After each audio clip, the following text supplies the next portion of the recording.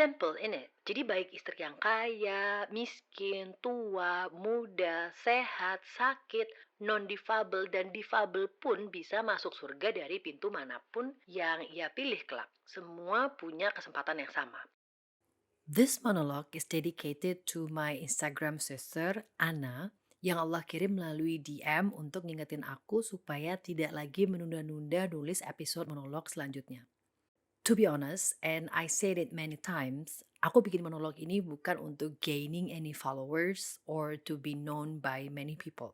Makanya Instagram gak aku private supaya siapapun yang mau visit gak perlu harus follow dulu. Aku juga gak terlalu ngejar viewers. Karena buat aku lebih baik monolog ini didengar oleh 3 orang yang benar-benar merasa isinya bermanfaat daripada didengar oleh 1.000 orang tapi nggak bisa membawa manfaat apa-apa buat mereka. Because I don't want to waste anyone's precious time. But Anna, your DM means a lot to me. For that, I say jazakillahu khair. Oke, sebetulnya tulisan ini udah ada di laptop dari 1,5 bulan yang lalu. Tapi qadarullah belum sempat terselesaikan, apalagi sampai terupload. So, let's pick up where I left off. Dulu, zaman-zaman muda, pertengahan 20-an, kalau aku tanya sama teman-teman perempuan yang udah nikah nih, kebanyakan dari mereka pasti bilang, Menikah itu enak taunya, membahagiakan sekali. Makan, minum, tidur, kemana-mana ada yang nemenin. Terus ada yang manjain, berjuang bareng, masak bareng, banyak deh pokoknya. Walaupun kamu selalu sama keluargamu, tapi rasanya tuh beda kalau sama suami. Lebih sweet aja gitu. and for the next 5 years, well, the end of my 20s, I spent my life envying them. Aku iri dengan kebahagiaan yang mereka miliki. Aku pengen punya kehidupan yang mereka jalani. Fast forward to 8 years later, ke 2 tahun terakhir ini sih lebih tepatnya, aku sudah tidak lagi iri dengan itu semua. Karena lama-kelamaan aku paham bahwa kebahagiaan dalam pernikahan tidak hanya sekedar itu.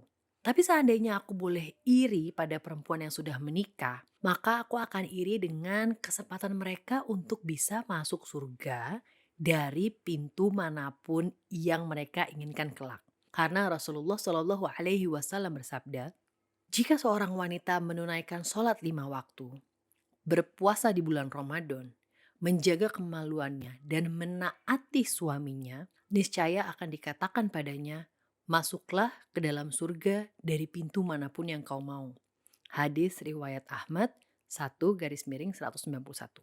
Sholat 5 waktu, nggak disebutkan sholat-sholat sunnahnya.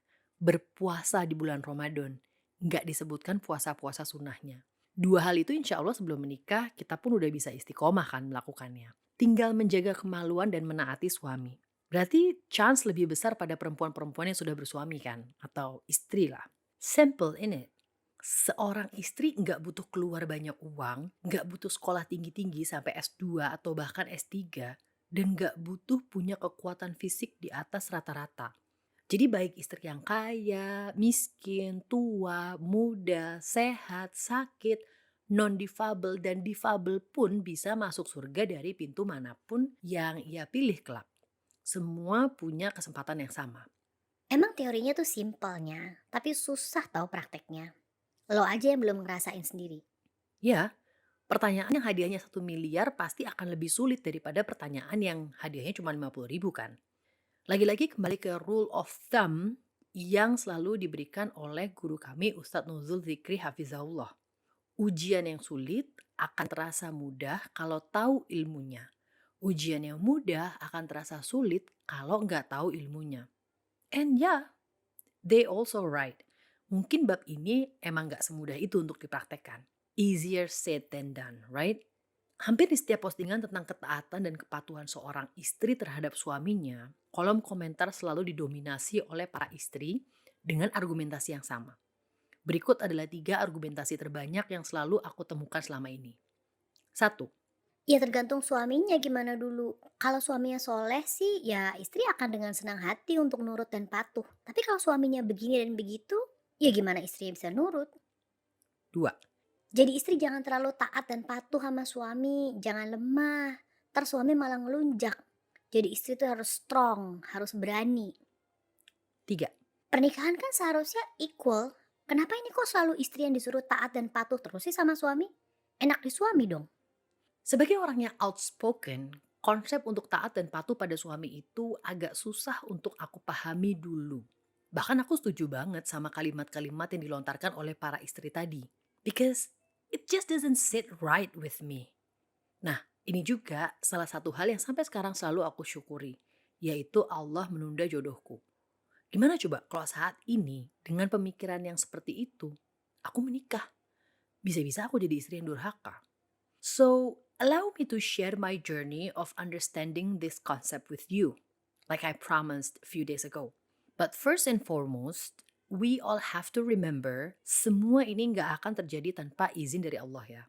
Jadi, yuk sama-sama meminta agar Allah mampukan kita untuk bisa memahami semua ini dengan hati yang lapang dan bersih. Bismillah. Untuk argumentasi yang pertama. Jadi maksudnya suami ini harus spek ustadz dulu gitu, baru istri mau taat dan patuh. Tapi kalau suaminya masih banyak kekurangan, gak perlu patuh. Coba deh kita ingat-ingat bagian akhir hadis tadi. Menjaga kemaluannya dan menaati suaminya. Gak ada tuh syarat tambahan. Selama suaminya spek ustadz gitu. Dan Rasulullah Shallallahu Alaihi Wasallam bersabda, tidak ada ketaatan di dalam maksiat. Taat itu hanya dalam perkara yang ma'ruf atau baik. Hadis riwayat Bukhari nomor 7257 dan hadis riwayat Muslim nomor 1840. Jadi selama suami tidak memerintahkan untuk maksiat, ia sebagai istri harus tetap taat dan patuh. Argumentasi yang kedua.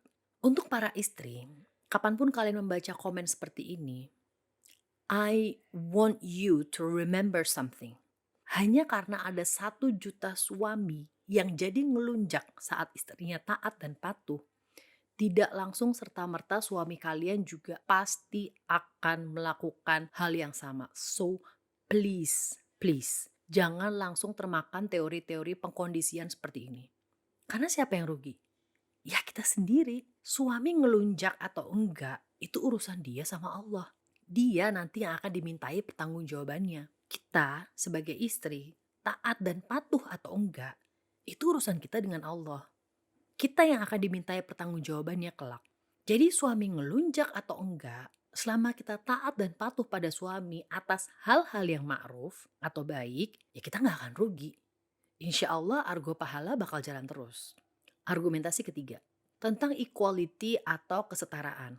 Well, sweetie, if you're looking for an equality in marriage where every single thing should be applied exactly the same between you and the husband, then I hate to tell you that it's not what marriage is. Allah Jalla Jalaluhu has his own version of equality. And our beloved Prophet Sallallahu Alaihi Wasallam had given a perfect example of it too. Ini butuh monolog sendiri sih. Insya Allah next monolog will be about equality in marriage ya. So stay tuned. Gimana? Udah cukup dapat gambaran belum kenapa aku tidak lagi menentang prinsip ketaatan dan kepatuhan istri terhadap suami? Kalau belum, it's okay. Bukan kalian yang salah, tapi aku yang salah. Mungkin cara aku menyampaikan yang masih kurang, jadi belum bisa sampai ke hati dan pikiran kalian. Kalau ada waktu luang, coba deh cek kajian guru kami Ustadz Nuzul Zikri Hafizahullah yang berjudul Saat Wanita Bebas Memilih Pintu Surga. Tapinya, kalau suaminya KDRT atau perangainya sangat buruk sekali, terus sebagai istri kita juga harus tetap taat dan patuh gitu. Jawabannya ada di hadis-hadis tadi. Selama kita masih terikat dalam pernikahan, kita masih sah menjadi istrinya, maka kita tetap terikat dengan hal-hal yang Allah perintahkan untuk seorang istri lakukan pada suaminya. But at the same time, Islam also offers a way out of that kind of marriage, yaitu perceraian. Sesuatu yang pada dasarnya halal tapi sangat dibenci oleh Allah. Tapi lagi, keputusan itu harus dikonsultasikan dengan orang-orang yang memiliki ilmu agama terlebih dahulu agar keputusan yang diambil memiliki landasan syar'i, bukan karena perasaan atau hawa nafsu belaka. Aku jadi ingat statement seorang fulana, semoga Allah menjaganya dan mencucuri rahmat pada beliau. Ketika ada yang bertanya, Kok bisa sih kamu bertahan dan tetap sabar ngadepin kelakuan suami yang zolim banget kayak gitu? Kalau aku sih udah lama minta cerai. Tahu nggak dia jawab apa? Kalau Asiyah aja bisa bersabar sampai akhir hayatnya bersuamikan Fir'aun, kenapa aku nggak bisa bertahan? Suamiku pun nggak sezolim Fir'aun. Aku pengen bisa masuk surga seperti Asiyah. Well, what I'm trying to say is, coba deh, kalau kita mau lebih terbuka lagi, melihat lebih jauh lagi, beyond what meets the eye, siapa sih sebenarnya yang memulai teori bahwa kepatuhan dan ketaatan seorang istri pada suami itu adalah sebuah kelemahan, sebuah penindasan, oppression, dan seorang istri harus berani ngelawan suami. It's the West, right? And God knows who's behind them. Bahkan adat sekalipun, well, I can't speak on behalf of all culture ya, tapi dalam adat Jawa yang aku pahami, dari kecil perempuan diajarkan untuk taat dan patuh pada suami. Tentunya dalam hal-hal baik yang tidak melanggar norma. Lagi pula ya, ketaatan dan kepatuhan seorang istri pada suaminya itu sama sekali bukan merupakan sebuah pertanda kelemahan, tapi kekuatan. Hanya perempuan kuat saja yang mampu menahan ego, perasaan, dan hawa nafsunya untuk bisa taat dan patuh pada suaminya dalam kebaikan. Semata-mata karena mengharap ridho Allah. Surga hanya akan bisa diraih melalui ketaatan serta kepatuhan. Dan surga bukanlah tempat orang-orang yang lemah. Buat yang masih belum menikah, perbanyak berdoa pada Allah agar dipertemukan dengan suami yang layak untuk kita taati dan patuhi seumur hidup. Karena di situ letak pahala dan surga kita. Untuk yang udah menikah dan qadarullah suaminya masih belum bisa istiqomah untuk tidak berbuat zalim pada istrinya, just stay strong and always ask Allah for help. Kalian adalah orang-orang yang Allah pilih untuk bisa meraup pahala lebih banyak daripada istri yang lain melalui ketaatan, kepatuhan, serta kesabaran. Remember this always. Apapun takdir kehidupan yang sedang kita jalani saat ini adalah yang terbaik walaupun sulit. Al khair khairutullah. We just have to make the most of it.